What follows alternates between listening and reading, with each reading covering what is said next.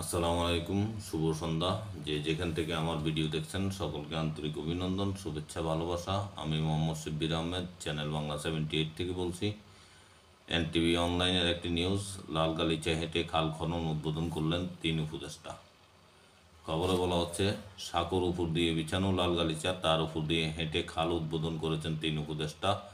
মিরপুর 13 নম্বর সেকশনের ঢাকা উত্তর ও ঢাকা দক্ষিণ সিটির আওতায় আজ রোববার 6টি খাল সংস্কার কার্যক্রম উদ্বোধন অনুষ্ঠান ছিল।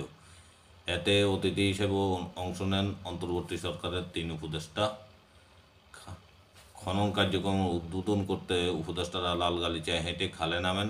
তারপর তারা ভাসমান এক্সকেভেটরে উঠে উদ্বোধন করেন খাল খননের কাজে। অনুষ্ঠানে উপস্থিত ছিলেন পরিবেশ, বন ও জলবায়ু পরিবর্তন এবং পানি সম্পদ উপদেষ্টা সৈয়দা রিজওয়ানা হাসান, গৃহায়ন ও গণপূর্ত এবং শিল্প উপদেষ্টা আদিলুর রহমান খান এবং স্থানীয় সরকার, পল্লী উন্নয়ন সমবায় ও যুব ক্রীড়া উপদেষ্টা আসিফ মাহমুদ সজীব ভুঁইয়া।